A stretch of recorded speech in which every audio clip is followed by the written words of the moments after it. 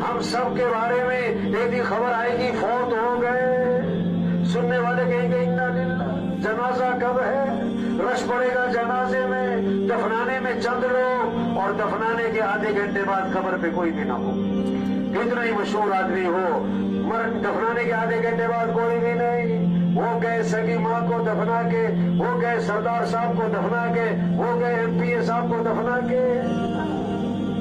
आज अपने पर मट्टी नहीं पड़ने देते, फिर मनो मट्टी तले दबा दिए जाते, और मट्टी डालने वाले कौन? अपने, और सवाब समझकर डालते। आज जमीन पर चल रहे, फिर जमीन में दफन हो जाएंगे। हाँ, 500 की जूती 5000 की, आगे सब नंगे पांव, 5000 का सूट 50,000 का, कफन सबका एक है। 2 मरले का मकान, 4 कनाल का बंगला, कबर का साइज है।